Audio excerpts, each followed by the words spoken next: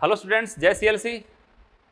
My self Kishore Shekhawat, faculty physics, team CLC Sikar.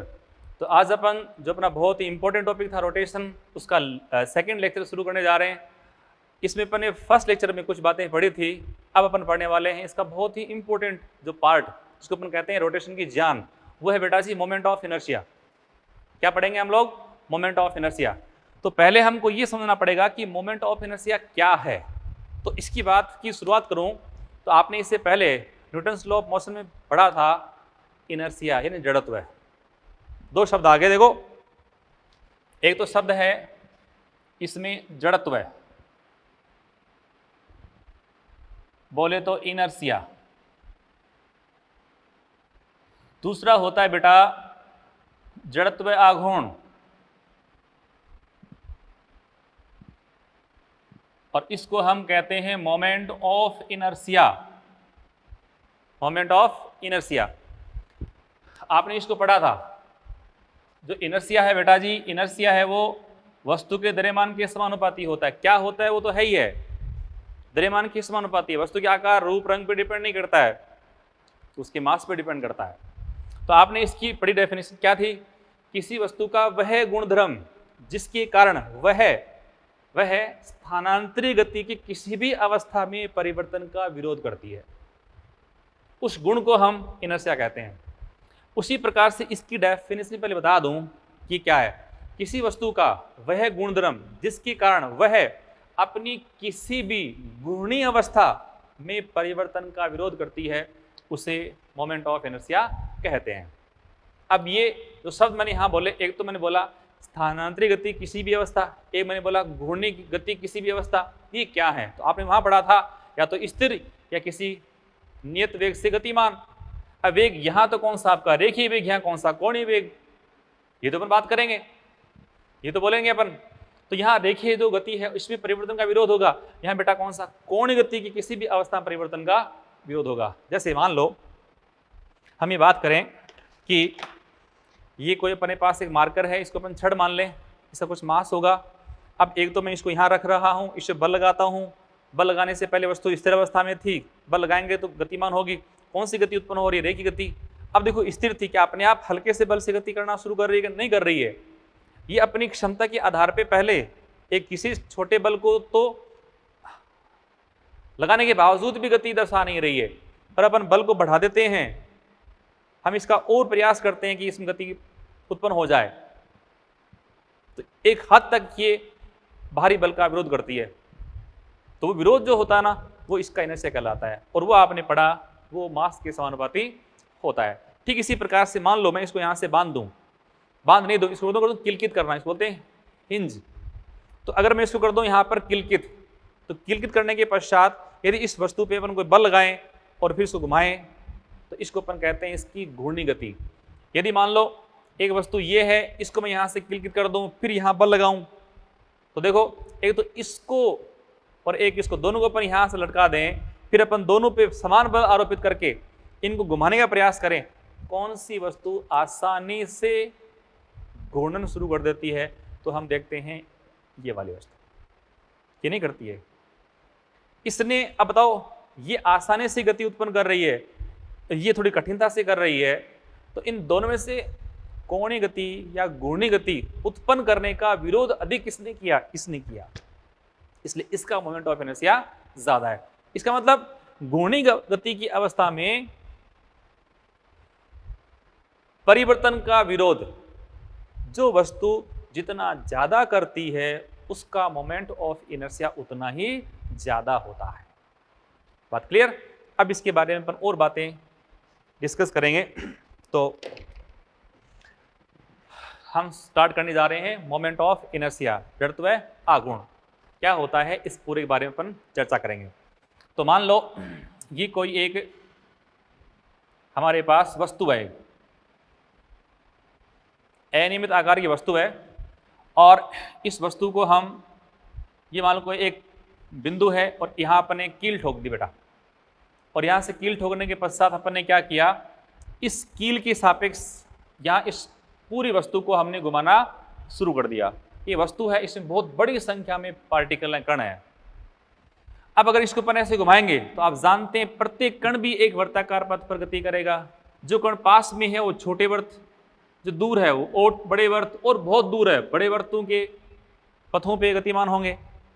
तो हम यहाँ पे कुछ पथ ले लेते हैं, जैसे मान लो ये कोई एक वर्ताकार पथ है, एक किसी कण का, यहाँ मान लो कोई पार्टिकल उसका पथ है, कोई पार्टिकल मान लो यहाँ है एक, उसका वर्तीय पथ ले लूँ, वो इस प्रकार से गति कर रहा है। मान लो कोई और पार्टिकल यहाँ है, उसका अपन वर्तीय पथ ले लें, वो इस प्रकार से किसी वर्ताकार पथ पे गति कर रहा है, मान लिया। अच्छा जी, तो ये पहला पार्टिकल था, मान लो उसको मैं m1 मास कह रहा हूँ, इसकी रेडियस मान लो कौन सी r1 है। कोई दूसरा पार्टिकल मान लो यहाँ है बेटा जी, उसको मैं ले लेता हूँ, इसका मास कौन सा m2 है, इसका रेडियस कौन सा r2 है। कोई पार्टिकल मान लो यहाँ है, इसको मैं nवां कण मान लेता हूँ, इसका मास कौन सा mn है, r इसकी रेडियस है बेटे। क्लियर। अब देखो इसमें क्या है, एक तो ये इसको अपन एक समान कोणीय वेग से गति करवाएं, दूसरा है कि अपन इसे कोणीय वेग में परिवर्तन करें, तो इसको अपन बोल देंगे त्वरित। तो मैं इसको ले रहा हूं किसी एक समान कोणीय त्वरित वस्तु के लिए, यानी इसका अल्फा है, इसका अल्फा कैसा, नॉन जीरो है, इसका ओमेगा कैसा है, वो परिवर्ती है। इस वस्तु के लिए अपन बात कर रहे हैं। तो किसी कण के लिए, जैसे मान लो ये कोई पार्टिकल है, इस पे अपन थोड़ी चर्चा कर लें। इसकी r रेडियस है, इसका द्रव्यमान मान लो m है। जब ये कोणीय त्वरित है तो एक तो आपने पढ़ा वर्ताकार यानी सर्कुलर मोशन में आपने पढ़ा था कि वो दो प्रकार की हैं, एक समान और कौन सी, असमान। तो कोणीय त्वरित जो है ना बेटा, वो असमान वर्ती गति है एक तरह से। और असमान वर्ती गति में आपने पढ़े थे दो प्रकार के त्वरण होते हैं, एक अभिकेंद्रीय और एक कौन सा, स्पर्शरेखीय। इसी प्रकार दो प्रकार के बल भी होते हैं, एक आपका अभिकेंद्रीय बल होता है, दूसरा कौन सा, स्पर्शरेखीय बल होता है ना।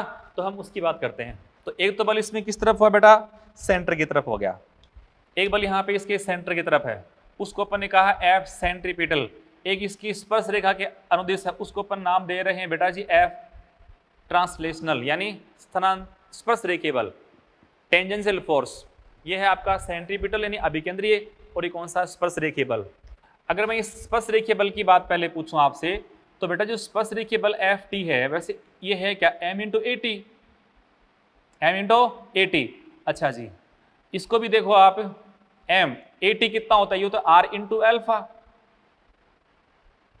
अल्फा यहाँ पे कोणीय त्वरण है, यहां तो कोई समस्या नहीं है। अच्छा अब सुनो, यहां एक शब्द आएगा बल आघूर्ण, उसको भी अपन हल्का समझे। यहां पर बल आघूर्ण जिसका संकेत है टॉर्क। टो वैसे है क्या, तो इसका फॉर्मूला है R cross F, RF। R क्या है, F क्या है, तो R यहां पर है। देखो अगर मैं इस कण पे लगने वाले दो बल हैं, जिसमें से एक तो FC है, एक कौन सा आपका FT है। मुझे इस बिंदु के सापेक्ष, बिंदु O है, इसके सापेक्ष बल आघूर्ण निकालना है। FC का बल आघूर्ण निकालता हूं, तो FC की दिशा में जो FC है ना बेटा, यदि इस FC की स्पर्श रेखा में जो FC है, यदि इसकी दिशा में ही एक लाइन खींच दूं, जिसको मैं कहता हूं स्पर्श रेखा, ये स्पर्श रेखा जो है, इस स्पर्श रेखा की O से जो न्यूनतम लंबवत दूरी होती है, उसको अपन कहते हैं R। और देखो ये जो रेखा यहां से पास हो रही, तो इस रेखा की O से न्यूनतम दूरी कितनी, 0 है। इसका मतलब FC का बल आघूर्ण कितना, 0 है। तो बचा कौन सा इसमें, FT। तो हम इसका ज्ञात करते हैं टॉर्क T से, तो R इंटू FT। और मैं देखो ये R इंटू FT में चेक करो, ये FT है। अगर मैं इसकी दिशा में खींच दूं स्पर्श रेखा, खींच दी, खींच जाने के पश्चात इस FT की जो स्पर्श रेखा है, इससे इसकी जो लंब दूरी है वो कौन सी आ गई, R। मैं अगर यहां से यहां तक दूरी को R मान लूं, लंब दूरी को, तो R यहां पे बन गई इसकी वो डिस्टेंस जो हमें यहाँ पर रिक्वायर्ड थी, जिसको अपन कहते हैं आघूर्ण भुजा, मोमेंट आर्म कहलाती है। तो देखें R का मैंने मान रख दिया, FT हमारे पास कितना है, MR अल्फा, इसको अपन कर दें थोड़ा इजी, तो MR स्क्वायर इंटू अल्फा। ये लो, ये बल आघूर्ण है किस कण पर, इस कण पर। कौन लगा रहा है, स्पर्श रेखीय बल। जिसने वस्तु को कोणीय त्वरित किया है, यदि Ft नहीं है तो ओनली Fc है, और वो आप जानते हैं एक समानुवर्ती गति का रिक्वायरमेंट होता है। Ft है तो असमानुवर्ती गति है, और Ft 0 है तो कौन सी आपकी समानवर्ती गति होगी। तो असमान समान कौन कर रहा है, वो कर रहा है स्पर्श रेखीय बल, और स्पर्श रेखीय बल से कौन सा आपका आ रहा है, स्पर्श रेखीय त्वरण। क्लियर। आप सुनो जी, इस वस्तु में ऐसे तो बहुत से पार्टिकल हैं, एक से लेकर अनंत तक पार्टिकल हैं, ये तो बनेंगे, और इन सारे कणों में जो बलागुण लगता है, बल आघूर्ण की दिशा अपन ज्ञात करते हैं दाएं हाथ के अंगूठे के नियम से, इनको अपन आगे पढ़ेंगे। इसमें यदि कणों के वर्ती के पथ को अपन यदि हमारी अंगुलियां कणों के वर्ती पथ के अनुदिश हो, तो अंगूठा जो होता है वो बल आघूर्ण की दिशा को दर्शाता है। तो इस पहले कण पे देखो बल इस तरफ, और यहाँ इस गति इस तरफ, तो बल आघूर्ण ऊपर की तरफ। दूसरे कण, मान लो दूसरे कण का है ये, इसका बल इस तरफ, इसका भी अपन ज्ञात करेंगे तो बल आघूर्ण ऊपर की तरफ। तो आप देखो इस पूरी गति में हर कण पे लगने वाले जो बल आघूर्ण हैं वो समान दिशा में हैं, और वर्तीय पथ जो है इनके तल के लंबवत और बाहर की तरफ हैं। तो देखें सारे बल आघूर्ण समान दिशा में हैं, इसलिए हम इन सबको जोड़ सकते हैं और कुल बल आघूर्ण ज्ञात कर सकते हैं। तो मैं अभी ज्ञात करता हूं इस पे कुल बल आघूर्ण। टॉर्क नेट, तो वह टॉर्क 1 + 2 ++ टॉर्क n। टॉर्क अपने ज्ञात किया ये mr² इंटू एल्फा। तो फर्स्ट वाले कण का है m1r1² इंटू एल्फा, एल्फा मैं कॉमन ले रहा हूं, दूसरे पार्टिकल पर है m2r2²। इस तरह से मैं लेता हूं लास्ट वाले का mn(r(n²), और कॉमन क्या लिया था मैंने, एल्फा। अब इससे मुझे एल्फा अगर निकालना हो तो बेटा जी एल्फा वैसे होता है dω/dt। ये ओमेगा क्या है, कोणीय वेग, ये कोणीय वेग में परिवर्तन की दर, जिसको अपन बोलते हैं स्पर्श रेखीय, यस या नो, इसको बोलते हैं बेटा जी हम कोणीय त्वरण। तो इससे एल्फा अपन ने ज्ञात किया, तो एल्फा हमारे पास देखो, इसको भी थोड़ा छोटा कर दूं, ये सब है इन सबको मैं एक इकाई के रूप में लिख रहा हूं, और वो लिख रहा हूं समेशन m(r²) इंटू एल्फा। बस इसी के बारे में अपन बात करने जा रहे हैं। तो एल्फा हमारे पास आ चुका बेटा जी, ये हो गया आपका टॉर्क अपॉन समेशन m(r²). अब मैं इसमें ज्ञात करता हूं dω, तो ये हो गया torque into dt upon summation m(r²). Clear. अब इस फॉर्मूले पे आप थोड़ा मंथन करें, विचार करें। यह है कोणीय वेग में परिवर्तन। यदि कोणीय वेग में परिवर्तन 0 है तो अल्फा 0 है। अल्फा 0 है, इसका मतलब हम घूर्णी गति की किसी भी अवस्था में कोई परिवर्तन नहीं कर रहे हैं। अब नहीं कर रहे हैं तो वहां पे मोमेंट ऑफ इनर्शिया का कोई रोल नहीं है। बात समझ रहे हैं। इसका मतलब यह है कि आपको जब मोमेंट ऑफ इनर्शिया का रोल समझना है तो आपको कोणीय वेग में परिवर्तन करना पड़ेगा। अब फिर आपको बहुत सारी वस्तुओं में तुलना करनी है। जैसे मैंने कहा, एक मेरे पास वस्तु है, ये एक मतलब मेरे पास वस्तु ये है, मान लो एक मैं यहाँ पर ढक्कन है छोटा सा, इसको ले लूँ। मेरे पास 3 वस्तुएं हैं, ढक्कन हो गया, एक मान लो मार्कर हो चुका, एक मेरे पास बुक हो चुकी, 3 वस्तुएं हो गई। अब सुन ले भाई, मैं इन तीनों वस्तुओं पर समान बल आघूर्ण समान समय के लिए लगाता हूँ। बात मैन समझना, यदि बहुत सारी वस्तुओं पर हम समान बल आघूर्ण समान समय के लिए आरोपित करते हैं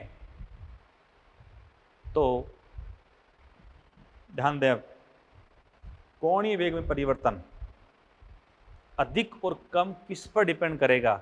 वो इस नीचे वाले पद पर डिपेंड करेगा।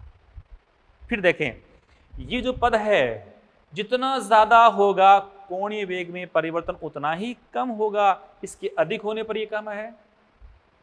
बात समझ रहे हो ना। तो यहां कोणीय वेग में परिवर्तन का विरोध कौन कर रहा है? नीचे वाला पद कर रहा है। और आप ये देख लो कि इसके जितने ज्यादा होने से कम हो रहा है, इसका मतलब ये विरोध कर रहा है। तो आप समझ लें, इसमें ये जो नीचे वाला पद है ये वही पद है जो कोणीय गति की अवस्था में परिवर्तन का विरोध करता है, और इसी को हम कहते हैं मोमेंट ऑफ इनर्शिया। यही जो शब्द है, यही जो यहाँ पर प्रॉपर्टी आई है, इसी को हम कहते हैं बेटा जी जड़त्व आघूर्ण। तो जड़त्व आघूर्ण कौन है? ये summation m into r square. तो निश्चित रूप से आपको मालूम हो रहा है कि किस पर डिपेंड कर रहा है, ये किस पे डिपेंड कर रहा है? मास पे डिपेंड कर रहा है। समानुपाती है, जितना मास ज्यादा होगा उतना ही ज्यादा विरोध करेगा। उसके बाद इसमें रोल सबसे इंपॉर्टेंट है स्मॉल आर का। अब ये आर कम है कि ज्यादा है और किस तरह से बदल सकती है, इसका हमें बहुत ढंग से समझना पड़ेगा। तो समझे मेरे प्यारे बच्चों, मोमेंट ऑफ इनर्शिया वैसे डायमेंशनली किस पे डिपेंड कर रहा है? मास पे और डिस्टेंस के स्क्वायर पे डिपेंड कर रहा है। बात सही है? अच्छा, अब उसकी बातें और पूरी करें उससे पहले इसी एग्जाम्पल से मैं आपको एक तो बात समझाता हूं। घूर्णन अक्ष ये क्या होती है? Rotational axis. रोटेशनल एक्सिस ये क्या होती है, इसको समझे पहले। वस्तु है, कौन सी गति कर रही है? घूर्णी गति कर रही है। इस घूर्णी गति में प्रत्येक कण क्या कर रहा है? किसी वर्ताकार पथ पे गति कर रहा है। जब वर्ताकार पथ पे गति कर रहा है तो देखें आप, हमने कहा था O को अपन ने फिक्स किया था, उसके बाद अपन वस्तु घुमा रहे हैं। ध्यान दें आप, ये क्या है? किसी वस्तु की घूर्णी गति में, किसी वस्तु की घूर्णी गति में प्रत्येक कण के वर्ताकार पथों का केंद्र या सभी कणों के वर्तीय पथों के केंद्रों को मिलाने पर जो रेखा बनती है उस रेखा को घूर्णन अक्ष कहते हैं। हमने कहा मान लो कोई एक हमारे पास एक बॉल है और उस बॉल में मैं यहां से क्यों कील डाल दूं और फिर बॉल को ऐसे घुमाता हूं। घुमाने पर यहां कण वो ऐसे गति कर रहे हैं, तो खुद थोड़ा मान लो सरफेस गति ऐसे कर रहा है और मान लो मेरी तरफ है वो कण ऐसे गति कर रहे हैं, पर सारे वर्ताकार पथ पे गति कर रहे हैं ना। और उन सारे कणों के वर्तों के केंद्र तो एक ही रेखा पे आएंगे ना। ये जो अक्ष बन गई इसी को हम कह रहे हैं घूर्णन अक्ष। अब सुन लो, घूर्णन अक्ष जो है इस पे जो पार्टिकल होगा उस कण की बात मैं करूंगा। तो उसके लिए देखो आप, तो डेफिनेशन तो मॉड्यूल से आप पढ़ लेना इसको ना। तो देखो, रोटेशनल एक्सिस पर स्थित किसी कण के लिए इसमें दो बातें आपको जाननी है। एक तो उसका आर कितना, 0 है। यदि कोई पार्टिकल रोटेशनल एक्सिस पर ही है तो उसका आर कितना, 0 हो गया। दूसरा देखो, इन कणों के रेखीय प्राचल जिसमें रेखीय वेग, रेखीय विस्थापन है, रेखीय वेग है, रेखीय त्वरण है या उस पे बल है, रेखीय बल है, ये सब 0 होते हैं। इन कणों के रेखीय प्राचल 0 है। क्यों भाई? जैसे अपन पढ़ते हैं डेल्टा एस बराबर आर इंटू डेल्टा थीटा, हम पढ़ते हैं v equal to r omega, हम पढ़ते हैं a equal to r alpha, हम पढ़ते हैं एफ इक्वल टू कौन सा, एम इंटू ए। पर ए कौन सा प्यारे बच्चों? ये आपका स्पर्श रेखीय, और ये भी कौन सा आपका स्पर्श रेखीय। तो आर सब में 0 है। यदि सब में आर को 0 से गुणा कर दूं, यहाँ भी 0 से गुणा करता हूँ, यहाँ भी 0 से गुणा करता हूँ, यहाँ कुछ पद होगा, यहाँ 0 से गुणा करता हूँ, तो आप देखें इन सभी का नेट कितना आ रहा है, 0 आ रहा है। बात क्लियर? तो ये अपना एक पॉइंट हो गया। तो मोमेंट ऑफ इनर्शिया वो क्या है? वो है summation m into r square. बात क्लियर? तो यहां तक की बात को आप फिर एक बार समझ कर ले हल्का सा। इनर्शिया मास के प्रोपोर्शनल कर रहा है, सिर्फ मास पे डिपेंड कर रहा है, उसमें आर का कोई रोल नहीं है। दूसरा, मोमेंट ऑफ इनर्शिया क्या था, ये सब हैं क्या? तो देखें आप, फिर मैं अगर यहाँ पे कॉमन सी बात एक आपको बता दूं कि जैसे मैं आपसे पूछूं कि बल क्या करता है, बल किसके लिए आवश्यक है, बल आघूर्ण क्या करता है, बल आघूर्ण किसके लिए आवश्यक है, इस पर अपन थोड़ी चर्चा करें। तो मैं इसको बहुत छोटे शब्दों में ऐसे लिखता हूं कि एफ जो बेटा है ना, एफ ये डेल्टा वी उत्पन्न करता है, और बल आघूर्ण जो होता है वो कोणीय वेग, ये क्या है, मैंने डेल्टा वी के ऊपर वेक्टर लगा रखा है, तो यह है रेखीय वेग में परिवर्तन। तो बहुत इंपॉर्टेंट पॉइंट है, बल रेखीय वेग में परिवर्तन करता है। बलागुण रेखीय कोणीय वेग में परिवर्तन करता है। रेखीय गति के लिए बल आवश्यक नहीं है, रेखीय गति में परिवर्तन के लिए बल आवश्यक है। इसी प्रकार से कोणीय गति उत्पन्न करने के लिए, कोणीय गति के लिए कोणीय गति के लिए बल आघूर्ण आवश्यक नहीं है, कोणीय वेग में परिवर्तन के लिए बल आघूर्ण आवश्यक है। बात सही है। डेल्टा वी उत्पन्न कौन करता है? एफ। और डेल्टा वी का अपोज कौन करता है? जड़त्व। डेल्टा ओमेगा उत्पन्न कौन करता है? बल आघूर्ण। और डेल्टा ओमेगा का विरोध कौन करता है? जड़त्व आघूर्ण। जो लास्ट बात कर रहा हूं इनको ढंग से आप नोट करना, यही थ्योरेटिकली इसमें बहुत महत्वपूर्ण है। अब हम डिस्कस करते हैं मोमेंट ऑफ इनर्शिया से रिलेटेड इंपॉर्टेंट पॉइंट्स। तो फर्स्ट पॉइंट,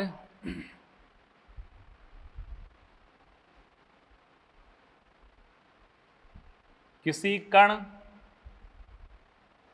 का जड़त्व आघूर्ण, कण का, जैसे ये एक्सिस है, यहां से आर दूरी पे कोई पार्टिकल है। आर दूरी कौन सी? लंब दूरी। दूरी तो और बहुत सारी है। और इसको अपन इस अक्ष के अबाउट घुमा रहे हैं।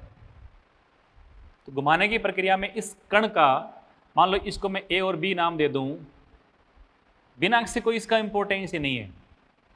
तो ध्यान दें आप कि इस एम द्रव्यमान का ए बी अक्ष की परितः, एम द्रव्यमान का ए बी अक्ष की परितः जड़त्व आघूर्ण, तो हमने कहा था वो है क्या? Summation m into r square. वहां पे एम तो उसका द्रव्यमान, आर उसकी दूरी होती है, उसका अपन वर्ग करते हैं। तो इसमें देखो इसका आई ए बी यानी ए बी अक्ष के सापेक्ष इसका जड़त्व आघूर्ण वो कितना है? एम आर स्क्वायर है। अब इस कण को अगर इस अक्ष पे रख दूं तो कण के अक्ष पे होने पर यानी घूर्ण अक्ष पे स्थित होने पर इसका मोमेंट ऑफ इनर्शिया कितना होगा? 0 होगा। तो आप ये बात लिख सकते हो, यदि कण घूर्णन अक्ष पर स्थित है तो इसका I 0 हो जाता है, कोई इसका मोमेंट ऑफ इनर्शिया नहीं रह जाता। बात क्लियर? दूसरी बात देखो, सेकंड बात मैं कह रहा हूं, कणों के निकाय के लिए, कणों के निकाय के लिए, या मैं ऐसे कह रहा हूं,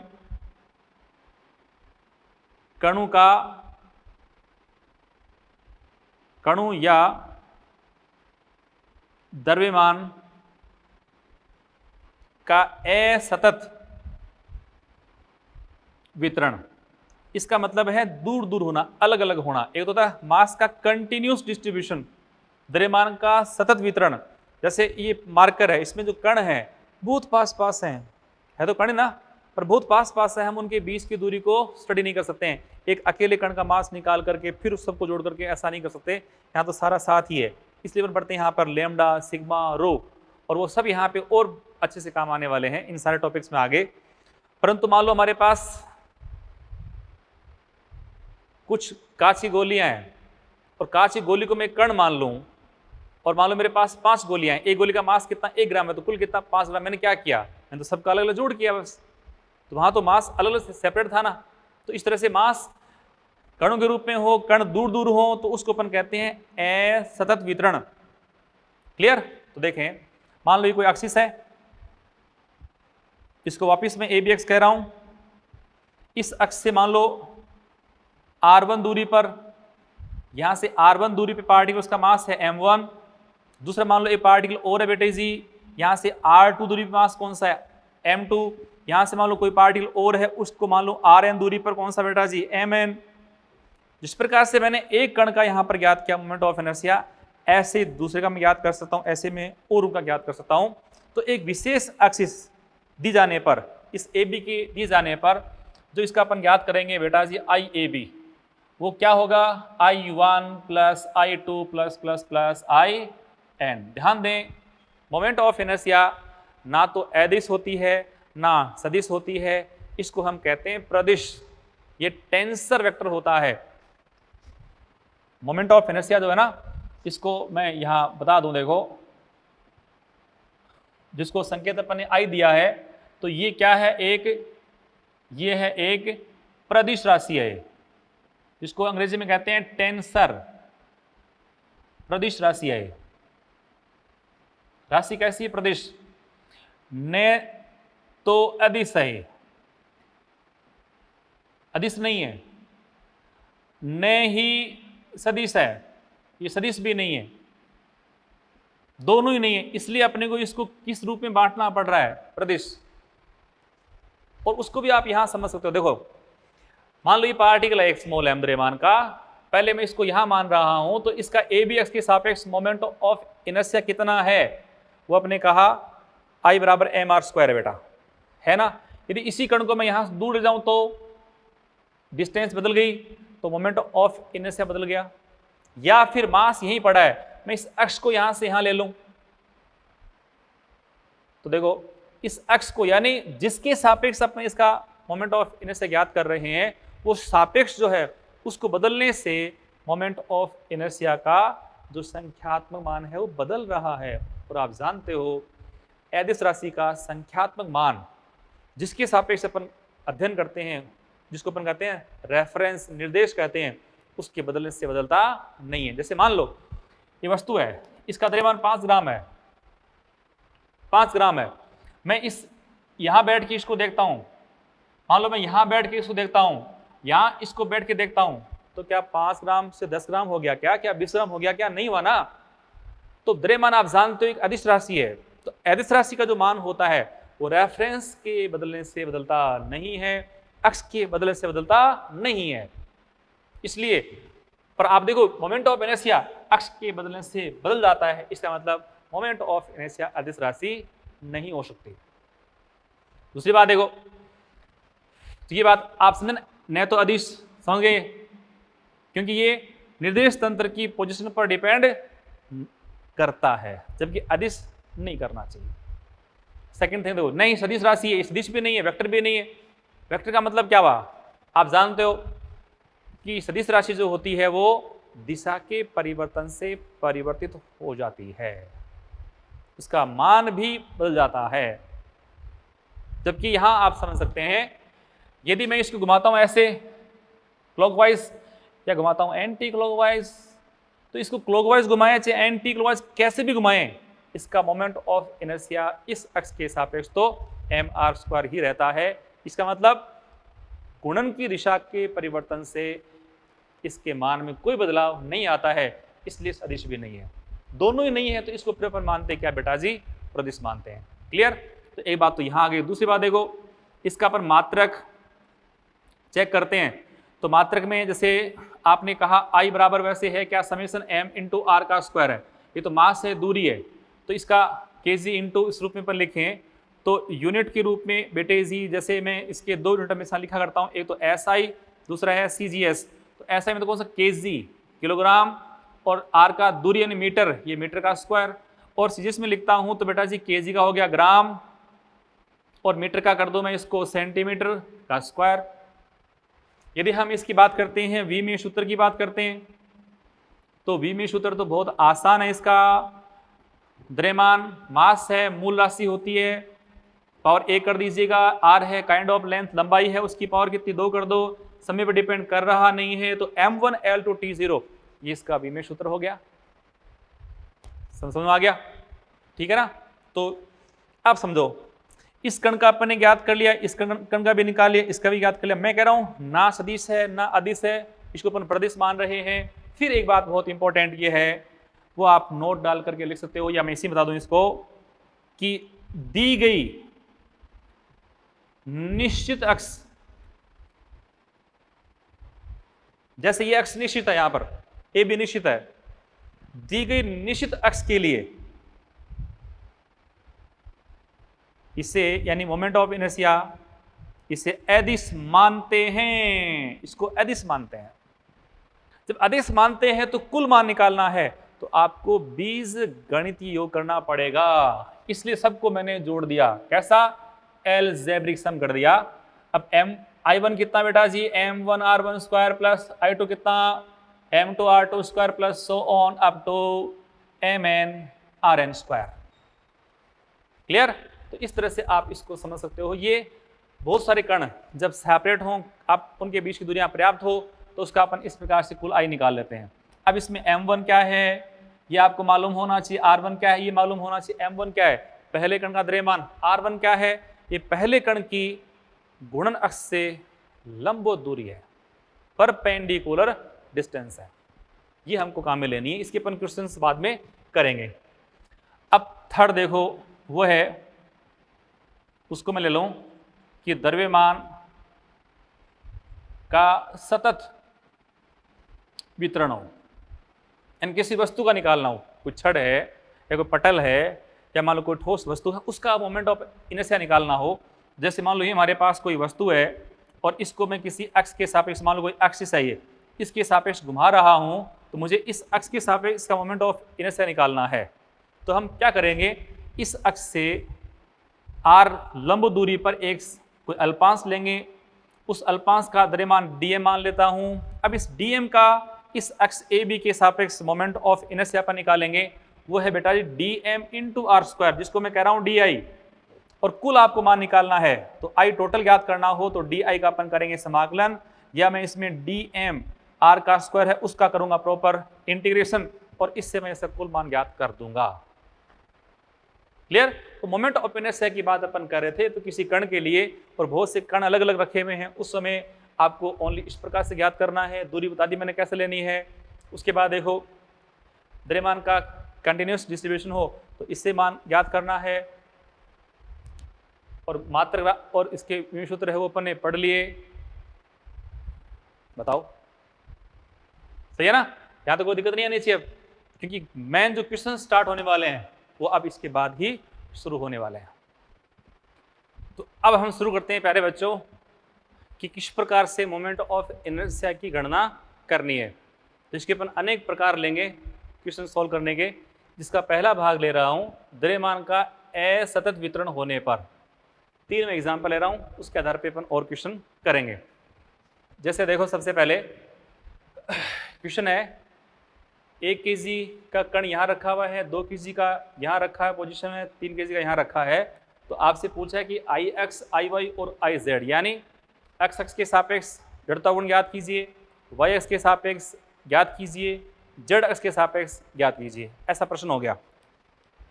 तो अब क्योंकि क्वेश्चन तो आपको जब इसको सॉल्व करना है तो 3 तो पार्टिकल हैं, तो मुझे इसका I ज्ञात करना है, मुझे Ix निकालना है बेटा। तो Ix निकालना है तो मेरा फॉर्मूला क्या बनना है, m1 r1 square plus m2 r2 square plus m3 r3 square. Clear. Mass तो पता है, m1 1 kg है, 2 kg, चलो मैं इसका मान रख दूं, m ये तो हो गया आपका 1, ये हो गया बेटा जी 2 इंटू, ये लो ये हो गया आपका 3 इंटू r3 का स्क्वायर। अब सबसे इंपॉर्टेंट क्या रहा, r1 कैसे निकालेंगे, r2 कैसे निकालेंगे और R3 कैसे निकालेंगे। R1, R2, R3 सब क्या है, क्या है बेटा जी, ये हैं घूर्णन अक्ष से कणों की लंबवत दूरियां हैं। कैसे निकालोगे इसको, तो वो सबसे इंपॉर्टेंट है। देखो, यदि मैं याद करता हूं x अक्ष से लंबवत दूरी, y अक्ष से लंबवत दूरी और z अक्ष से लंबवत दूरी। एक एग्जाम्पल बता दूं, जैसे मान लो कोई ये x एक्सिस है, y एक्सिस है, एक पार्टिकल यहाँ है, ये 3,4 वस्तु को अपन रखा हुआ है, x अक्ष पर रखा हुआ है, सॉरी XY तल में रखा हुआ है। मैं पूछूं कि x अक्ष से इसकी लंबवत दूरी कौन सी है, तो x अक्ष तो ये ना बेटा जी, और इससे इसकी लंबवत दूरी तो ये नहीं है क्या। अब इसमें 2 कोऑर्डिनेट थे, x और y 2 थे, जिसमें से ये दूरी कौन सी है, y है कि x है, y तो आई ना, कौन सी y आई, तो x से निकालता हूं, वस्तु XY तल में है, तब इसकी लंब दूरी कौन सी आपकी y आ रही है। इसी प्रकार से मैं y से निकालता हूं तो कौन सा x आ रहा है। अब इसको 3D मान लो, x, y और z तीनों दे दो, मान लो वस्तु कुछ यहां मान लो इस पॉइंट पर है, ध्यान देना आप इस पॉइंट पे है, तो ध्यान दें आप, एक तो यहां डिस्टेंस, ये डिस्टेंस मालूम हो जाए तो अपन ये निकाल सकते हैं। अब ये इसकी डिस्टेंस आई, लंब दूरी आएगी ना। अब ये दूरी कौन सी है, y, ये कौन सी z, तो y का स्क्वायर और z का स्क्वायर का अपन रूट कर दें तो ये आपको मिल सकता है ना। तो अब अच्छे से याद कर लो इसको, बहुत ज्यादा काम आने वाली चीज है ये। किसी भी जिस अक्ष से अपन ज्ञात करते हैं दूरी, उस अक्ष को छोड़ दो, रिमेनिंग को आप ले लो बस। जिस अक्ष से दूरी ज्ञात करनी है उसको छोड़ दो, उसको भूल जाओ, शेष अक्ष हैं उनको काम में ले लो। जैसे मैंने यहाँ ज्ञात की थी, मैंने अक्ष से निकाला था तो y का स्क्वायर प्लस z का स्क्वायर का रूट आया ना।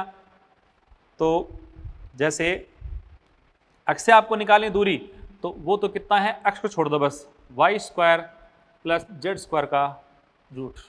यदि आपको y से निकालना है तो y को छोड़ दो, ये हो गया अक्ष स्क्वायर प्लस z स्क्वायर का रूट। यदि आपको z से निकालनी है तो उसका आ गया अक्ष स्क्वायर प्लस y स्क्वायर का रूट। और चूंकि ये दूरी जो है ये हमारे पास ये लंब दूरी r अपन ने ज्ञात कर ली, आपको इसमें r का स्क्वायर चाहिएगा, इसका अपन रूट कर हटा देंगे तो स्क्वायर रह जाएगा। ये r है ना, तो मुझे r का स्क्वायर वैल्यू चाहिए सब में, मुझे यहाँ r का स्क्वायर चाहिए, यहाँ मुझे r का स्क्वायर चाहिए। तो शेष क्या रहा, शेष यहाँ क्या रहा, यहाँ क्या रहा, यहाँ मालूम हो चला ना। वहाँ क्या रहेगा बेटे, y square plus z square, अक्ष स्क्वायर प्लस z स्क्वायर। तो ये चीज़ जो ज़्यादा काम की है, यहाँ पर भी है, पहले भी थी, आगे भी है, एग्ज़ाम से पहले भी काम आएगी, एग्ज़ाम में भी काम आएगी, एग्ज़ाम के बाद भी काम आएगी, ये हमेशा आपके काम आने वाला बात है। हटा दो इसको। अब क्वेश्चन आप बहुत अच्छे से कर सकते हो, इसको आप नोट कर लो और बढ़ो आगे। देखो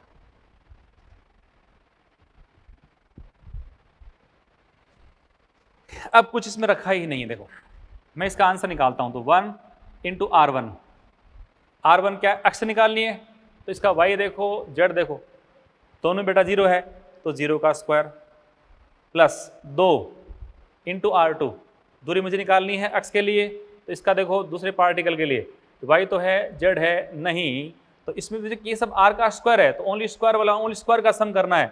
तो देखो 2 का स्क्वायर क्या लिखूँ इसमें, 2 का स्क्वायर प्लस 0 का स्क्वायर, तो 4 ये आ गया, प्लस 3 R3, यानी इस कर्ण से मुझे निकालनी है अक्ष, तो ये पर y और z आपको चाहिए थे, तो क्या लिखूँ 4 का स्क्वायर प्लस 0 का स्क्वायर। मेरी बात शायद ये समझ में आ गई होगी, नहीं तो एक बार फॉर्मूले फिर देख लो आप। अक्ष से मैं निकाल रहा हूँ तो मेरे पास मान आ गए। अब देखो ये तो 0 प्लस 2 का स्क्वायर 4 इंटू 2 8, प्लस 4 का स्क्वायर कितना 16 इंटू 3 48, जोड़ो 48, 8 और 8 हो गए 6, ये 56 kg मीटर स्क्वायर, ये इसका आंसर आ गया। अब देखो मुझे अगर y निकालना है, y निकालना है तो y को हटा दो बस, जैसे 1 इंटू, अब मैं इसका आंसर निकाल रहा हूँ, मुझे y से निकालना है तो y को बोल जाओ बस। अब आपको लेना है अक्ष स्क्वायर प्लस z स्क्वायर, अक्ष स्क्वायर कितना 1, तो 1 का स्क्वायर प्लस 0 का स्क्वायर 2, आ जाओ साहब इस वाले में, यहाँ y को बोल जाओ 0 का स्क्वायर 0 का स्क्वायर, आप लिखा 0 square plus 0 square plus 3 into, आ जाओ साहब इस वाले में, यहाँ इसको छोड़ दो, यहाँ आ गया कौन सा 3 का स्क्वायर और प्लस 0 का स्क्वायर, मान ज्ञात कर दो, सॉल्व कर दो। तो यहाँ तो 1 का स्क्वायर तो 1 है, तो 1 इंटू 1 1 आ गया, प्लस 0 इंटू 2 0 आ गया, प्लस 3 का स्क्वायर कितना बोलो बोलो जल्दी बोलो, 9 इंटू 3 27 27 27, और ये एक कितना हो गया 28, 28 kg मीटर स्क्वायर, ये इसका आंसर आ गया। कर सकते हो बोलो, तो ये क्वेश्चन हो गया। ऐसे आपको आई जेड निकाल लेना है, वो भी आप कर लेना। और इसके साथ साथ देखो अपने मॉड्यूल में एक क्वेश्चन है, उसको भी आप देख लेना। मॉड्यूल के अंदर एक क्वेश्चन होगा, ये आपका एग्जाम्पल 7, उसको आप सॉल्व कर लें। एग्जाम्पल जो आपका 7 है उसको आप सॉल्व कर लें और उसको प्रूफ कर लें, इसका आंसर कैसे निकालना है। अब आता हूँ दूसरे एग्जाम्पल में। एग्जाम्पल ये है, ए भुजा का कोई समबाहु त्रिभुज है। इस समबाहु त्रिभुज के प्रत्येक कोने पर, इसके प्रत्येक कोने पर हमने समान द्रव्यमान के बहुत छोटे कण, बहुत ही छोटे कण हैं जिसका मान कितना m द्रव्यमान है, उनको हमने रख दिया। अब आपसे पूछा, बहुत सारे क्वेश्चन आपसे यहाँ पर पूछ सकता है, पूछना भी चाहिए। जैसे सबसे पहले मैं आपसे पूछता हूँ कि जो इसका सेंटर ऑफ मास है, इस सेंटर ऑफ मास जो अक्ष निकलती है उसको मैं मोमेंट ऑफ इनर्शिया को I1 कह रहा हूँ। तो पहला इसका पार्ट जो है फर्स्ट, वो आपसे पूछ रहा है कि इस निकाय के द्रव्यमान के अंदर, चाहे एक क्वेश्चन में यहाँ भी ऐड कर दूँ, देखो इसके साथ ही, ये कोई हमारे पास एक वर्ग है, इस वर्ग के प्रत्येक कोने पर हमने 4 द्रव्यमान रखे हुए हैं और प्रत्येक द्रव्यमान कितना m है, ये भी m है, ये m है। पूछता है कि m1 m2 m3 m4 हो या 1 kg 2 kg 3 kg 4 kg, इस प्रकार के मान भी दिए गए हों, तो जो प्रोसेस फॉलो कर रहे हैं वो इस सब में फॉलो करनी है। तो देखें आप, यदि इसमें आपसे पूछा I1, सबसे पहले देखो इस पूरे निकाय में कण कितने, 3 कण है और कणों के बीच की दूरियां कैसी पर्याप्त है, तो इसको अपन क्या बोलेंगे, कंटिन्यूअस डिस्ट्रीब्यूशन या डिसकंटिन्यूअस, सतत या असतत, अलग अलग है, असतत है, इसलिए इसका मान क्या बनेगा I1 plus I2 plus I3, ये I1 है ना। तो चलो इसको मैं कण को A मान लूँ, इसको B मान लूँ, इसको C मान लूँ, तो इसको मैं IA प्लस कौन सा IB प्लस IC कह रहा हूँ, यहाँ तक कोई समस्या नहीं है। इस तरह से मैं यहाँ याद करूँगा, ये इसका सेंट्रोमास है, इसका मोमेंट ऑफ इनर्शिया I1 कह रहा हूँ, इस कण को A, इसको B, इसको C, इसको मैं D मान लूँ। मानने के पश्चात फिर पूछूं कि इसके सेंट्रोमास से गुजरने वाली और तल के लंबवत अक्ष, सब एक्सिस इसमें बहुत इंपॉर्टेंट है, क्या लिखाएगा कि वर्ग के द्रव्यमान केंद्र से गुजरने वाली और वर्ग के तल के लंबवत, यहाँ भी इसके त्रिभुज के तल के लंबवत अक्ष के सापेक्ष आपको I निकालना है। तो इसका भी जो फर्स्ट है उसमें आपको I1 निकालना है, तो I1 हमारे पास क्या हो जाएगा IA plus IB plus IC plus ID, इस तरह से अपन इन सबको जोड़ डालेंगे। अब देखो I1 M1 R1 स्क्वायर ऐसे इसको मान लेने वाले हैं, ये एक्सिस है, एक्सिस के फिक्स होने पर देखो जो कण आप है ना, मान लो ये पहला कण है तो इसकी दूरी आपको लंबवत लेनी पड़ेगी, ये कण है दूरी आपको ये लेनी पड़ेगी, ये दूरी लेनी पड़ेगी। अगर इसकी भुजा A है तो ये दूरी कितनी है, ये आप जानते हो A/√3 होती है, ये दूरी भी कितनी है, इतनी है, ये दूरी कितनी, इतनी सब बराबर दूरियां हैं, तो दूरी बराबर है तो इस कण का इसके सापेक्ष कितना moment of inertia m into ये दूरी का स्क्वायर, इसका भी कितना m इंटू दूरी का स्क्वायर, इसका भी तो नहीं हो गया। तो देखो आप कि इस एक्सिस के लिए IA, IB और IC बराबर हैं, इसलिए मैं इसको चाहूं तो 3IA कह सकता हूं। 3 इंटू IA क्या है, एक कण का वो है m इंटू इस दूरी का स्क्वायर, यानी a स्क्वायर अपॉन √3 का स्क्वायर कितना 3 हो गया, ये से कैंसिल, तो आपका मान है 3ma स्क्वायर। इसी प्रकार से इस बिंदु के लिए ये कण देखो आप, इसकी दूरी ये सब बराबर है, ये दूरी A और A है, दूरी पूरी कितनी है √2a, इसकी आधी है। आप जानते हो ये दूरी कितनी होती है, a/√2 होती है, इसलिए अब इस कण का सब आपस में बराबर हैं, तो मैं इसको भी 4IA कह सकता हूं। तो 4IA क्या, एक कण का, इस एक कण का इसके सापेक्ष तो क्या लिखूं M1 R1 स्क्वायर, M1 तो बेटा जी ma है, R इसकी दूरी यहाँ से यहाँ तक ही है, ये a/√2 का स्क्वायर यानी a²/2, उड़ा दूं इसको 2 से, तो ये हो गया आपका 2ma स्क्वायर। सारे कण इस अक्ष से समान दूरी पर हैं, सारे कण इस समान दूरी पे हैं, इसलिए आसानी से इसकी अपन गणना कर सकते हैं। अब इसी प्रश्न में देखो, यदि प्रश्न ऐसा होता, अब मैं इसमें इन दोनों की बहुत सारे पार्ट ले रहा हूँ, इन सबको अलग अलग आप अच्छे से मेंशन कर लो। जैसे मैं आपसे पूछूं कि ये कोई एक्सिस है, एक भुजा के, ध्यान दो ना मैं इसको बोल रहा हूं, एक भुजा के ठीक मध्य से गुजरने वाली और त्रिभुज के तल के लंबवत अक्ष, तो एक भुजा के ठीक मध्य से पास हो रही है, तल के लंबवत मतलब ये, इसके अलावा कोई पॉसिबल है ही नहीं ना, ये एक्स बन गई बेटा। इसको मैं I2 कह रहा हूं, यहां पर भी देखो ये एक्सिस है, इसको मैं I2 कह रहा हूं, तो इसका आपको पूछ लिया I इतना है, कोई दिक्कत नहीं, आ जाओ इसके सापेक्ष निकालना है।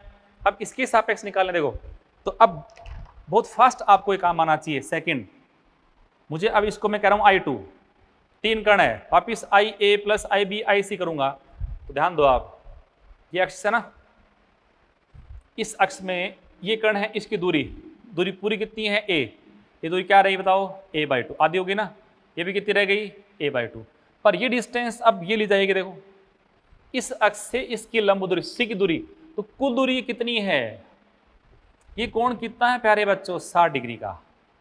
अगर घटक करता हूं तो a को 60 यानी a/2 आ गई, और इसका घटक ये a sin, ये इसके बराबर है, तो आपने पढ़ा होगा ये सब चीजें पहले, तो ये है हमारे पास कितनी a sin 60, तो sin 60 होता है आपका √3/2, ये लो साहब, ये दूरी पूरी यहाँ से यहाँ तक तो थी a/√3, यहाँ से यहाँ इसकी आधी होती है, ये होती है a/2√3, और कुल कितना है a इंटू √3/2।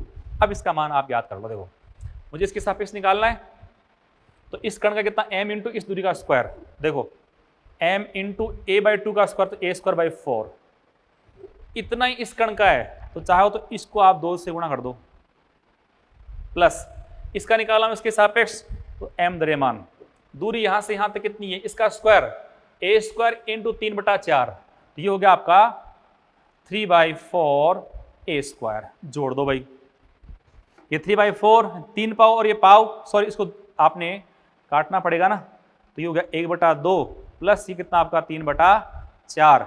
इन सबको जोड़ दो और एम ए स्क्वायर आ गया कॉमन, तो ये हो गया आपका 5/4, 5/4 एम ए स्क्वायर। समझे? इसमें गणना करनी हो तो इसमें गणना करोगे तो देखो आप यहां इसके सापेक्ष निकालना है, तो ये भी आ चुका, ये भी आ गया, तो ये तो मान देखो मैं इसको लिख दूं यहां पर सेकंड वाले में I2, तो एक तो है 2 इंटू वो है आपका एम ए स्क्वायर बाई 4, यानी इस कण का भी आ चुका, इसका भी आ चुका। अब बचा कौन सा? ये वाला। इसके लिए देखो ये दूरी कितनी बेटा जी? a/2। ये दूरी पूरी कितनी यहां से यहां तक की a, तो दूरी आपको अब ये चाहिएगी, ये है इसकी लंब दूरी, इस कण की दूरी लंब दूरी ये वाली है, तो इसका स्क्वायर प्लस इसका स्क्वायर रूट करेंगे तो डिस्टेंस आएगी ना। तो पहले उस डिस्टेंस को देखो आप, वो है a square plus a square by, बोलो a/2 का स्क्वायर 4, इसका भी रूट, तो इसमें से 1 प्लस ये हो गया आपका 5/4, 5/4 a स्क्वायर का रूट, और आपको इसका स्क्वायर ये है r, ये r है, आपको r का स्क्वायर चाहिएगा, तो 5/4 a स्क्वायर। क्लियर? तो देखें आप, इसका मान अपन ज्ञात कर रहे थे 5/4 एम ए स्क्वायर, ये तो हो चुका इसका, बोलो बोलो भाई,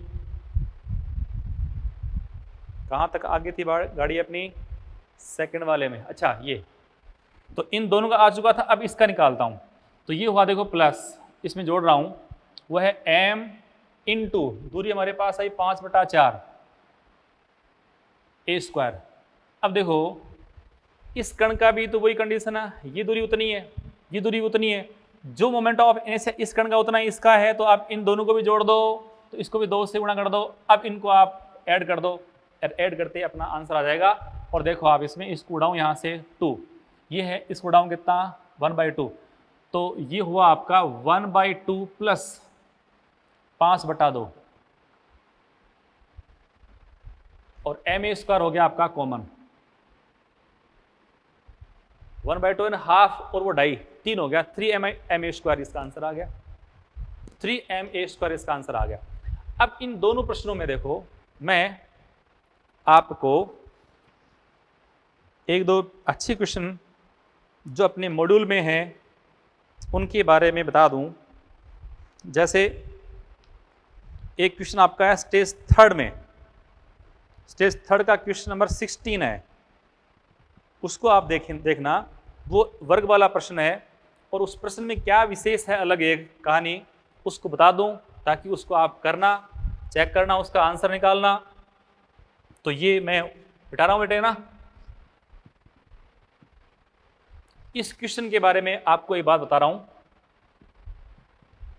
तो क्वेश्चन देखो उसमें अलग से क्वेश्चन है। क्वेश्चन इतना सा था कि वर्ग दे रखा है एक ए बी सी और डी, प्रत्येक कोने पर m द्रव्यमान रखा हुआ है, m द्रव्यमान रख दिया। अब प्रश्न कह रहा है कि ए से गुजरने वाली तथा बी डी के समांतर अक्ष ए से गुजरनी चाहिए और बी डी के समांतर, ये बी डी है, देखो भाई जो बी डी, ये बी डी नहीं है देखो। अब प्रश्न दे रखा है कि ए से गुजरने वाली बी डी के समांतर अक्ष, तो बी की समांतर तो ये हुई ना, आपको इस अक्ष के सापेक्ष आई ज्ञात करना है। अब इसके सापेक्ष आई ज्ञात करोगे तो देखो ये कण तो इस अक्ष पे आ गया ना, इसका 0 हो चुका है। मैंने कहा था आपको कोई पार्टिकल अगर अपनी अक्ष पर ही आ जाएगा तो उसकी स्मॉल आर कितनी 0 हो जाएगी, और ऐसे केस में उस कण का खुद का अपनी अक्ष के सापेक्ष आई 0 हो जाएगा, तो ये तो 0 हो गया। अब इस कण का निकालना हो तो ये दूरी चाहिए आपको, देखो इस कण का निकालना हो ये दूरी चाहिए, इसका निकालना हो ये दूरी चाहिए, इसकी दूरी 0 हो चुकी है, ये दूरी r1 आ गई, ये आपकी मान दूरी r2 है, कौन सी आपकी r3 है, तो m ये दूरी का स्क्वायर, m ये दूरी का स्क्वायर, m ये दूरी का स्क्वायर आपको काम में लेना है। अब बताओ ये दूरी कितनी है, तो ये दूरी कितनी है, ये थी a थी, ये पूरी a, ये भी a, ये भी a, ये a/√2 है, ये दूरी कितनी है a/√2, ये कितनी बेटा जी यहाँ पर a/√2। अब ये a और a तो पूरी डिस्टेंस ये कितनी है √2a, सारे मान जोड़ दो, झटके से आंसर आएगा। देखो आंसर कितना जोड़ो आप 0 प्लस कितना m इंटू ये है a बाई रूट 2 का स्क्वायर यानी m a square by 2, m a square by 2, इसका भी m a स्क्वायर बाई 2, 0, ये आधा और आधा 1 हो गया, कितना बेटा जी 1। फिर अपन इसका मान लेते हैं और ये 1 तो आ चुका, प्लस देखना अब m इंटू ये है रूट 2 a स्क्वायर, इसका अपन करो स्क्वायर तो 2 a स्क्वायर आ गया, 2 और आ गया तो 3 m a स्क्वायर इसका आंसर है। आराम से आप चेक कर सकते हो। हाँ तो बच्चों इस लेक्चर का लास्ट पॉइंट अपन एक और डिस्कस कर लें, वो पॉइंट है बी, और इसमें मैं कह रहा हूँ दो कणों के निकाय का, दो कण हैं m1 m2 मास के, कणों के केंद्रों को मिलाने वाली रेखा ये इसको मिला रही है, रेखा के लंबवत यानी लंबवत कोई भी रेखा कोई भी हो सकती है, परंतु सेंट्रोमास से गुजरने वाली, तो मान लो कोई सेंट्रोमास यहाँ कह दूँ, ये कोई सेंट्रोमास है, इसका पढ़ा था हम लोगों ने, तो इससे लंबाई के लंबवत और सेंट्रोमास से गुजरने वाले अक्ष है, इसके सापेक्ष अक्ष, इसके सापेक्ष आपको इसका ही निकालना है। तो उसके लिए देखो अब इस कण की दूरी यहाँ से यहाँ तक कि आप जानते हो ये r1 मान लो, इस दूरी को मैं यहाँ से r2 मान लूँ, r1 r2 अपन ने ज्ञात कर रखी है, मालूम है अपने को r1 कितनी है, ये दूरी निकालनी हो तो इसका मास ये m2 upon total mass m1 plus m2 into r, ये निकालना हो तो इसका वाला मास m1 upon m1 plus m2 into r। Clear. अब देखो यदि मुझे इसका सेंट्रो मास के अबाउट टोटल आई निकालना है तो क्या लिखूंगा, देखो पहले इस कण का m1 r1 का स्क्वायर दूरी हुई ना, तो m1 r1 स्क्वायर प्लस ये हो गया आपका m2 r2 स्क्वायर। अब सोल्व करें इसको, तो m1 इंटू r1 का स्क्वायर, इसका स्क्वायर करूंगा तो ये हुआ देखो m2 square upon m1 plus m2 का square into r square plus m2 into m2 तो पड़ा है, मुझे r2 का स्क्वायर, इसका स्क्वायर यहाँ पे लिखना है, तो इसका स्क्वायर देखो हो गया आपका m1 square into r square upon m1 plus m2 इसका भी स्क्वायर। अब देखो इन सब में अपन कॉमन क्या ले सकते हैं, यहाँ m1 m2 नीचे हो गया m1 प्लस m2 का होल स्क्वायर, तो m1 into m2 upon m1 plus m2 इसका स्क्वायर इंटू r का स्क्वायर, ये तो अपन ने लिया कॉमन। अब यहाँ शेष क्या रहा था, तो यहाँ था बेटा जी ये m1 में था ना m2 का स्क्वायर था ये, है ना, तो यहाँ शेष रहा m2 और इसमें शेष रह गया आपका m1, इसके अलावा कुछ भी शेष नहीं रहा। अब इसको अगर मैं बदल दूं ऐसे कि m1 प्लस m2 स्क्वायर के रूप में है, देखो ब्रैकेट में तो है बेटा, ये देखो ये ऐसे तो है ना, ये m1 प्लस m2 की पावर 1 है। अब देखो ये पावर इस पूरे को यहाँ से उड़ा दूं तो हमारे पास रिजल्ट क्या आया, m1 इंटू, देखो रिजल्ट बहुत इंपॉर्टेंट है ये, m1 into m2 upon m1 plus m2 into r का स्क्वायर। अब जो हमारे पास रिजल्ट आया ये, इसमें इस पूरे पद को मैं एक कांस्टेंट मान रहा हूं म्यू, म्यू जो है वो मैं इसके स्थान पे काम में ले रहा हूं।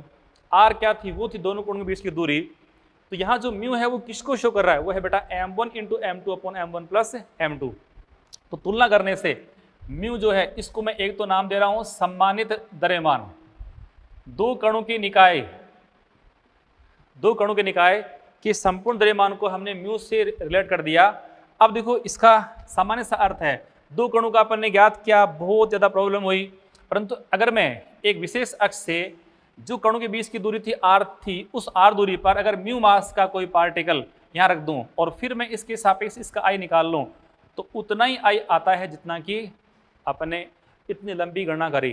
तो ये फॉर्मूला आपको ध्यान कर लेना है, दो कणों का अगर सेंट्रो मास से निकलने वाली और लंबाई के लंबवत अक्ष के सापेक्ष आपको म्यू निकालना हो, सॉरी आई निकालना हो, तो आप इससे गणना कर लें, जहाँ म्यू कितना है m1 into m2 upon m1 plus m2, ये अपन काम में लेंगे, ये r इसके बीच की दूरी है वो हो जाएगी। क्लियर।